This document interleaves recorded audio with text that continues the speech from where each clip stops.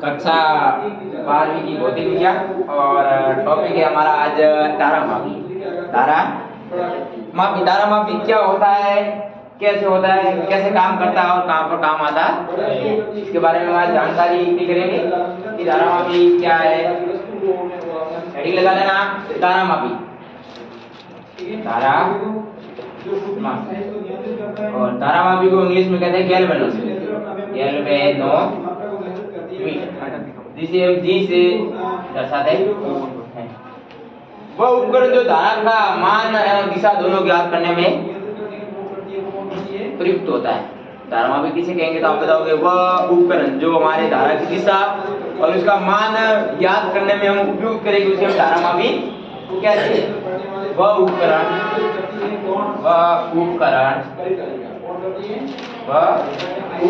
जो धारा का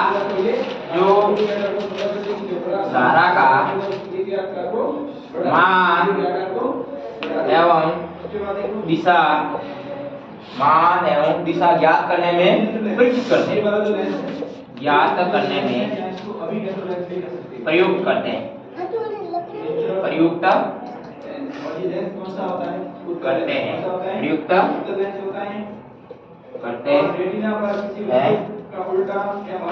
तारामापी कहलाता है। क्या कहलाता है? तारामापी। नाम कैसे निकाले? तारामापी कहलाता है। तारामापी किसे कहेंगे? आप होंगे वह उपकरण जिसके द्वारा हम धारा का मान भी ज्ञात कर सकते हैं और उसकी दिशा भी ज्ञात कर सकते हैं। मतलब बाई और है या दाई और धारा बह किसी सतह से हम ज्ञात करेंगे धारा की दिशा गैल्वेनोमीटर से ज्ञात कर सकते हैं। धारा का मान कैसे ज्ञात करना? गैल्वेनोमीटर। ये दो प्रकार का होता है। और कुछ एक तारामापी कितने प्रकार के होता है आप बताओगे? ये दो प्रकार का होता है या दो प्रकार की होती है? दो प्रकार का होता है। एक तो होता है चल कुंडली तारामापी। कौन सा होता है? चल कुंडली तारामापी। एक होता है गैल्वेनोमीटर का, नहीं एक तो होता है चल कुंडली, एक होता है गैल्वेनोमीटर।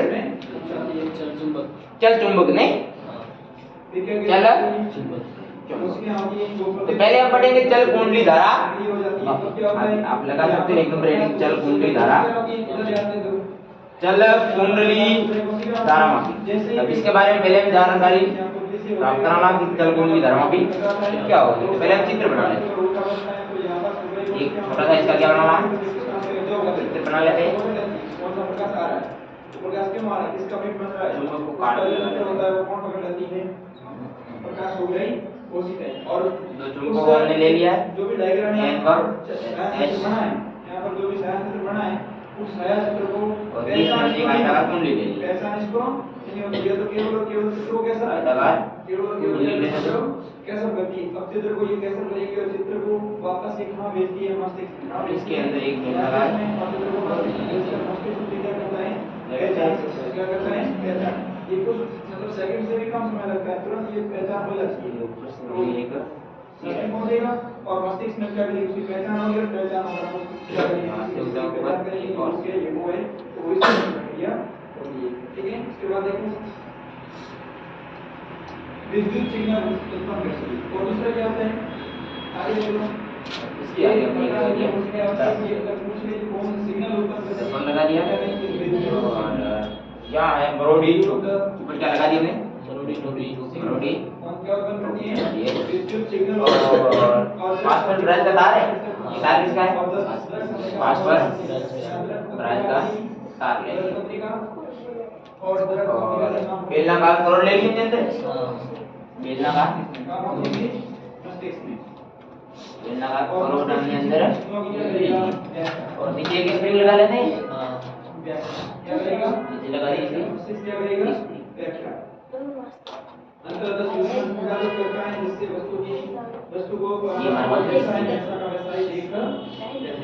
ये हमारे पास कुंडली है।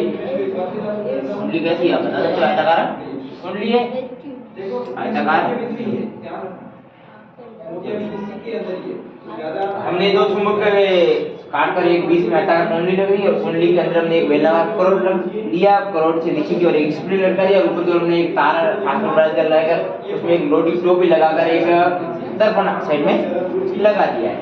जब धारामापी में धारा प्रवाहित की जाती है तो फास्फोरस ब्रांच का तार में ब्रोडी अथवा एटम उत्पन्न हो जाता है। तो कहता है जब हमने धारामापी में धारा प्रवाहित करेंगे, धारामापी में धारा, तो जो ये फास्फोरस ब्रांच का तार है इसके अंदर गांठें या मरोड़ी आने लगी। क्या आने लगेगी? मरोड़ी या गांठें आने लगती है, एटम उत्पन्न हो जाता है तथा आयताकार कुंडली में बल आघूर्ण उत्पन्न होता रो बजारा। फिर अगर इस फास्फोरस तार के अंदर ये एटम या मरोड़ी आ जाती है तो हमारे पास में जो आयताकार कुंडली है उसके अंदर क्या आ जाता है? बल आघूर्ण उत्पन्न होता है। और आयताकार कुंडली में उत्पन्न बल आघूर्ण को हम निम्न सूत्र से दर्शा सकते हैं। और आयताकार कुंडली के लिए हमने पहले ही बल आघूर्ण पढ़ लिया था, τ बराबर BI है A sin थीटा। आयताकार कुंडली के लिए बल आघूर्ण हमारे पास में यही था। और कुंडली में त्रिज्या क्षेत्र प्रयुक्त किया जाता है तो इसमें A व B वेक्टर लंबवत होते हैं। वो अगर त्रिज्या क्षेत्र बताया तो A व B जो वेक्टर हमारे पास में वो लंबवत हो जाए, इसका मतलब थीटा का मान हमारे पास में 90 आ जाता है। और τ बराबर तो बढ़ेगा BI है क्योंकि थीटा sin 90 का मान तो 1 हो जाता है। और तार में विद्युत धारा से एटम उत्पन्न होता है जिसमें ब्रोडी विकृति उत्पन्न होती है। इसे तार में प्रयुक्त बल आघूर्ण τ उत्पन्न होता है जो एटम कोण फाई के समानुपाती होता है। अब एक बार आपको लिख कर मैं बता देता हूं। चल कुंडली धारा ब्रज तार के अंदर हम धारा को प्रवाहित करेंगे तो इसके अंदर एटम उत्पन्न हो जाएगा। अगर एटम उत्पन्न हो जाएगा तो इसमें हमारे पास में बल आघूर्ण τ उत्पन्न बता रहा है आपको। जैसे जब धारामापी में धारा प्रवाहित की जाती है, हम जल कुंडली के बारे में लिख रहे हैं। जब धारामापी में धारा प्रवाहित की जाती है, धारा प्रवाहित की जाती है, धारा प्रवाहित की जाती है तो फास्फोरस ब्रांच का तार,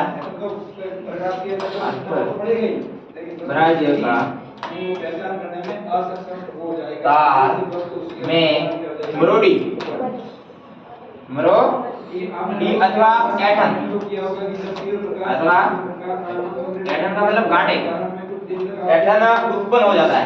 एटम उत्पन्न हो जाता उत्पन्न हो जाता है तथा आयताकार कुंडली में बल आघूर्ण उत्पन्न होगा। अगर ये मरोड़ी हमारे पास में उत्पन्न हो जाएगी तो आयताकार कुंडली में क्या उत्पन्न हो जाएगा? आयताकार कुंडली में बल आघूर्ण उत्पन्न हो जाता है, उत्पन्न हो जाता है। चल कुंडली में ये हो रहा है जब हम धारामापी में धारा प्रवाहित करते हैं तो फास्फोरस ब्रांच का तार है उसमें अंदर मरोड़ी आ जाते हैं, तो मरोड़ी उत्पन्न हो गई तो आयताकार कुंडली होगी उसमें हमारे पास में बल आघूर्ण उत्पन्न हो जाता है। और आयताकार कुंडली में उत्पन्न बल आघूर्ण को हम निम्न प्रकार से परिभाषित कर सकते हैं क्योंकि हमने पहले पढ़ चुके हैं। आयताकार कुंडली में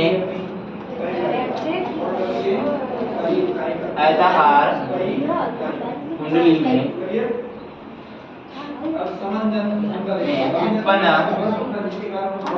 बल आघूर्ण को निम्न सूत्र से व्यक्त किया जा सकता है। निम्न सूत्र से व्यक्त किया जा सकता। अब आयताकार कुंडली के लिए हमारे पास में बल आघूर्ण का सूत्र है।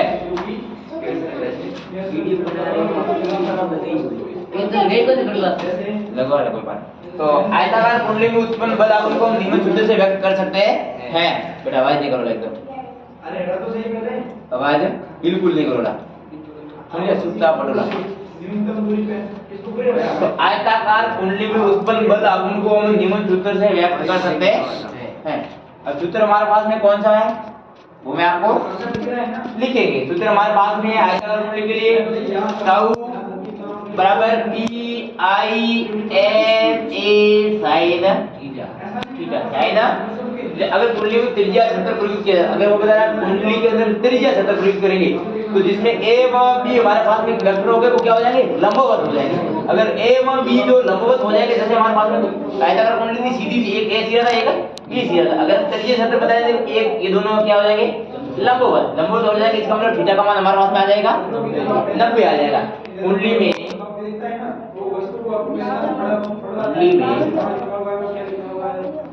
त्रिज्यीय क्षेत्र प्रयुक्त किया जाता है जिससे ए व बी वेक्टर लंबवत होते हैं, जिससे ए व बी लंबवत होते हैं, जिससे ए व बी लंबवत होते हैं। अगर अर्थात हमारे पास में थीटा का मान आया, वो कितना आ जाएगा?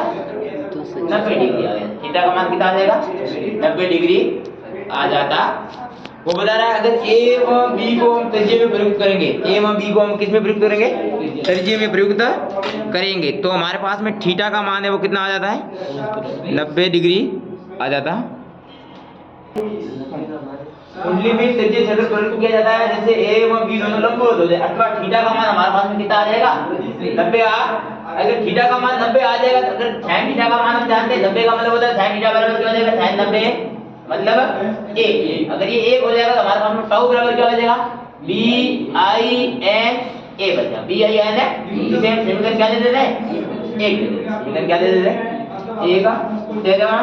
फिर वो बता रहा है कि तार में विद्युत धारा से एटम उत्पन्न हो रहा है। जब हमने चल कुंडली शुरू की थी उसमें बताया था कि जब तार में विद्युत धारा प्रवाहित करेंगे तो उसमें एटम आ जाते हैं या मरोड़ी आ जाती है।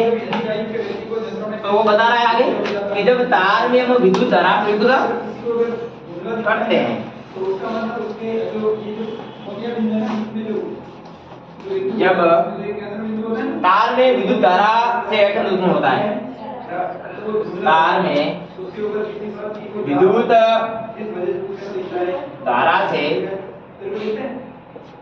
एटम उत्पन्न होता है, एटम उत्पन्न होता है, एटम उत्पन्न होता है जिसमें मरोड़ी विकृति उत्पन्न होती है, जिससे मरोड़ी विकृति उत्पन्न होती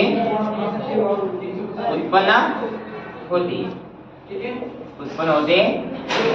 अगर तार में विद्युत धारा प्रवाहित करेंगे तो एटम उत्पन्न होगा। अगर एटम उत्पन्न होगा तो मरोड़ी विकृति हमारे पास में उत्पन्न होती है। इसमें तार में प्रयुक्त बल आघूर्ण टाउ उत्पन्न होता है, तो जिससे तार में हमारे पास में क्या प्रयुक्त उत्पन्न हो जाएगा? इसे तार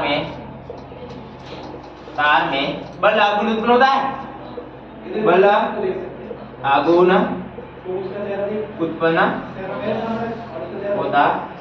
बल आघूर्ण कहाँ उत्पन्न हो रहा है? कुंडली में, जो आयताकार कुंडली दी है वहां पर बल आघूर्ण उत्पन्न हो जाता है, जो एटम कोण फाई के समानुपाती है। वो बता रहा है जो हमारे पास में एटम कोण फाई होगा है उसके ये क्या होगा? समानुपाती होता है। समानुपाती कौन हो रहा है? बल आघूर्ण। कौन हो रहा है? बल आघूर्ण होगा। वो एटम कोण हमारे पास में फाई है उसके क्या होता है? समानुपाती। मतलब टाउ है, टाउ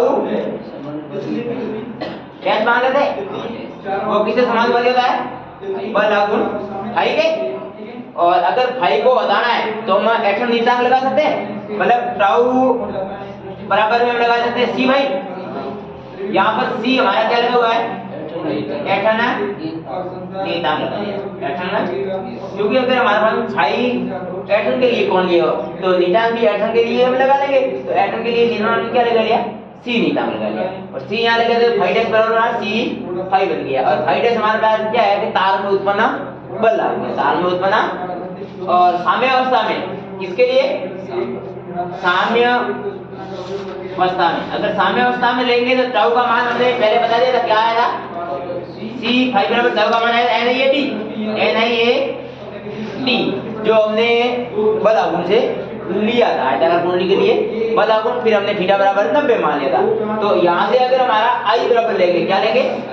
तो आई बराबर हमारा हो जाएगा सी फाई बटे NAB हो जाएगा, NAB हो जाएगा। और CBNA एक हमारे पास में CBNA और बराबर में किसके होता है? ये के बराबर में जो धारामापी का परिवर्तन गुणांक होता है, इसे हम क्या कहते हैं? धारामापी का परिवर्तन अगर धारामापी का परिवर्तन गुणांक पूछे तो आप बता सकते हो k बराबर k से नेता और c बटे b है a। तो हमारा i बराबर क्या बचेगा k भाई बचेगा, क्योंकि इसके पूरे की जगह हमने क्या ले लिया है k ले लिया है। वॉल्यूम 5 बचा, k 5 बचा। अब हमारा i किसके समानुपाती है, i ये वो 5 के समानुपाती है। i ये वो किसके समानुपाती है, i के मतलब i ये वो हमारे पास में 5 के समानुपाती है। 5 के एटम कौन के क्या है समानुपाती, धारा है वो एटम कौन के समानुपाती। आप ऐसे भी बता सकते हैं कि धारा है वो एटम कौन के क्या होती है समानुपाती होती है। ये हमें क्या से पता चल रहा है, कैलोरीमीटर के प्रथम भाग से चल कुंडली। और इसकी विशेषता क्या है, विशेषता आप बता सकते हैं आपको कि विशेषता क्या क्या है। बोर्ड के हिसाब से इंपोर्टेंट क्वेश्चन है और अच्छा भी है, समझने की बात है, बाकी ज्यादा टफ है नहीं। और ये जो इसके ऊपर जो ये द्रव भरा हुआ है ये पूरा का पूरा ये द्रव कौन सा है पर कौन है और परिमाणी का जो मूल क्रम होती है वो ये वाला पार्ट ये वाला पार्ट। अब है विशेष में त्रिज्यीय क्षेत्र बहुत ज्यादा आता है। विशेष में मैं बता देता हूं, यहां से 50 क्या आता है विशेष में हमारे पास एक नंबर क्या है दोनों क्या लगेगा ये दोनों त्रिज्यीय तो जैसे जो भाग बचेगा त्रिज्यीय 50 का प्रवेश करेगा 70। धारामापी में चुंबक को अवतल आकार से काटा जाता था, पर हमने देखा था चुंबक को हमने कैसे काटा था, अवतल आकार से काटा जाता था तथा इसमें आयताकार कुंडली को चुंबकीय क्षेत्र के लंबवत रखा गया था। और वो आयताकार कुंडली थी, इसमें चुंबकीय क्षेत्र को कैसे रखा गया था, लंबवत रखा गया था। और वह त्रिज्यीय क्षेत्र के कारण होता, और ऐसा हमारे को लंबवत क्यों होता है, त्रिज्यीय क्षेत्र के कारण होता तथा आयताकार कुंडली में इस प्रकार की व्यवस्था की जाती है कि इसमें अधिकतम चुंबकीय क्षेत्र गुजरे। और आयताकार में हमने ऐसे लंबवत क्यों करते हैं, क्योंकि वहां पर अधिकतम चुंबकीय क्षेत्र गुजर सके। धारामापी में चुंबकीय धारामापी में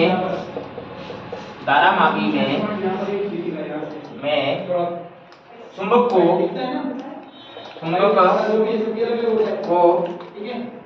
अवतल आकार का काटा जाता है, चुंबक को अवतल आकार का काटा जाता है तथा इसमें आयताकार कुंडली को चुंबकीय क्षेत्र के लंबवत रखा जाता है तथा इसमें आयताकार कुंडली को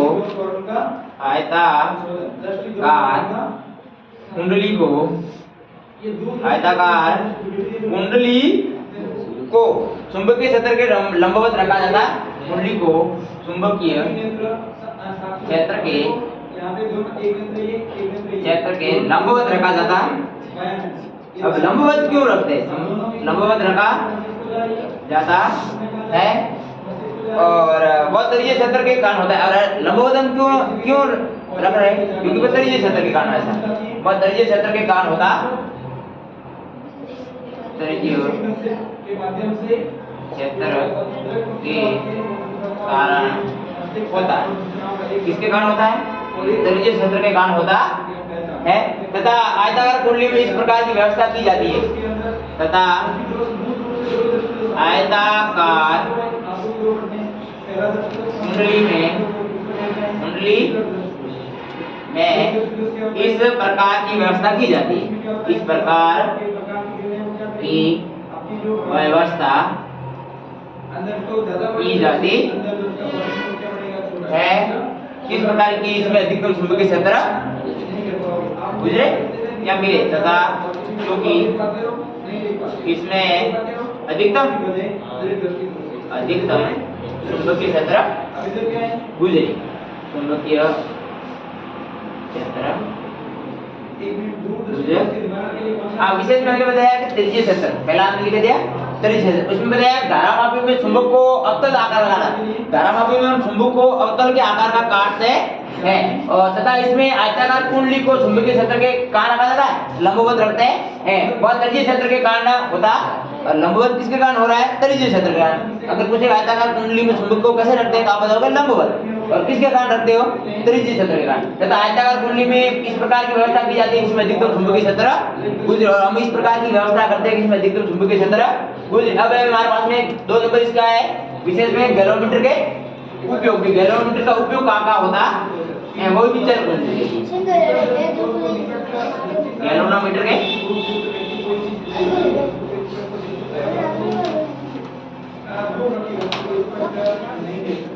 2 नंबर हमारे पास में गैल्वेनोमीटर के उपयोग, वो भी आपको बताएंगे क्या है। आप बिना देखे देखो बातें नहीं करते।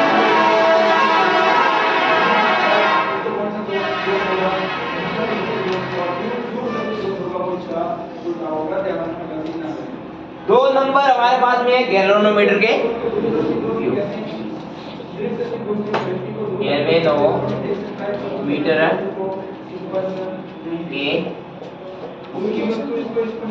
गैल्वेनोमीटर के उपयोग। ये अमीटर की भांति व्यवहार नहीं करता है, अमीटर की भांति व्यवहार नहीं करता है। इसके 3 कारण हैं। गैल्वेनोमीटर विद्युत धारा के लिए लगाया जाता है, लेकिन ये अमीटर जैसा व्यवहार करता है, ऐसा ये व्यवहार नहीं करता है। इसके कितने कारण हो सकते हैं? 3 कारण हैं। क्या आप बता सकते हैं? ये अमीटर की तरह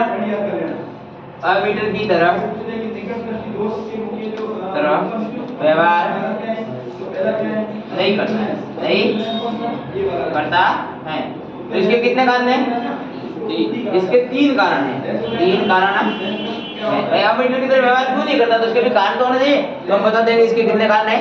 3 कारण है कि हमारा जो गैल्वेनोमीटर है वो अमीटर की तरह व्यवहार नहीं करता। पहला है धारामापी धारा की दिशा बताती है, जबकि अमीटर नहीं। पहली बात तो हमें यही नोट करनी है कि धारामापी है वो हमारे क्या बताती है? धारा की दिशा बताती है। बट हमारे पास में अमीटर है वो धारा की दिशा नहीं बताता है।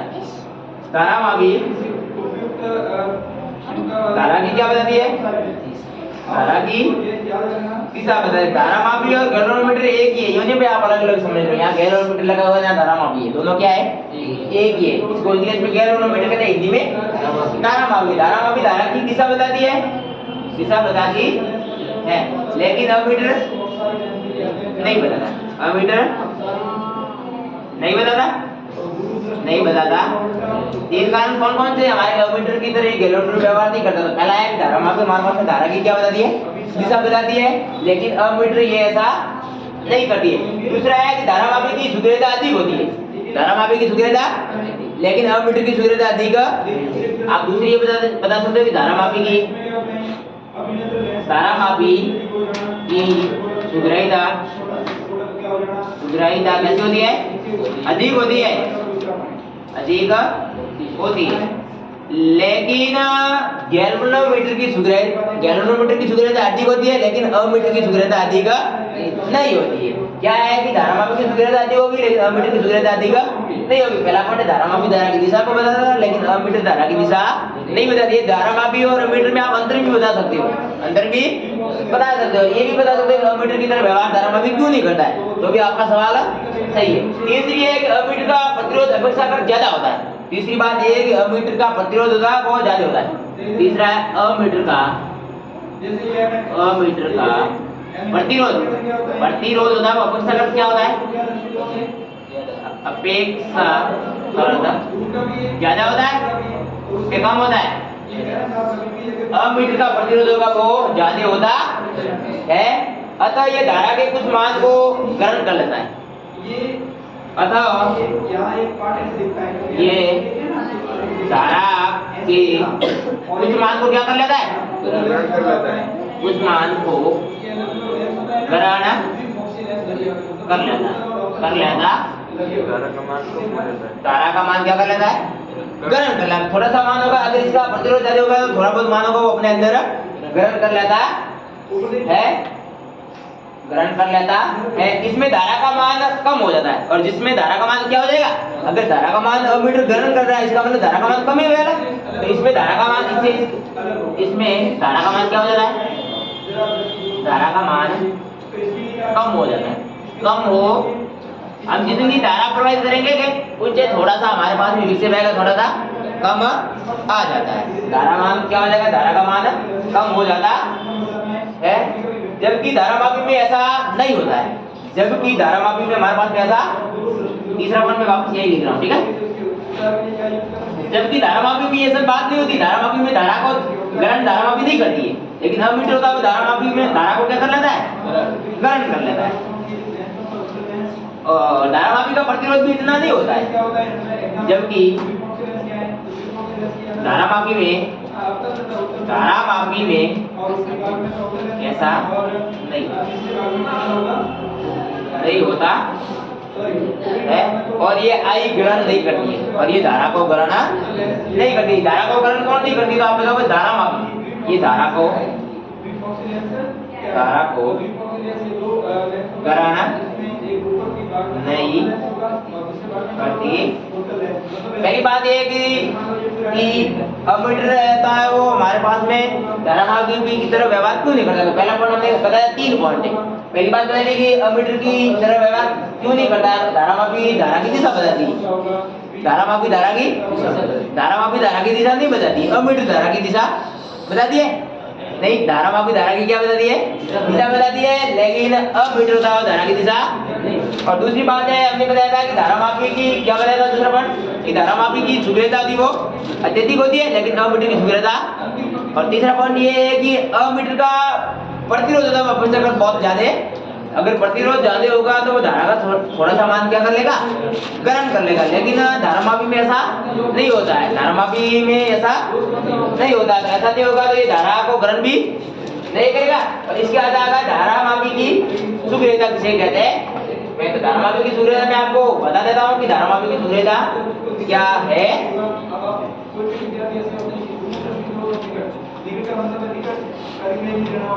धारामापी की शुभ्रता क्या है।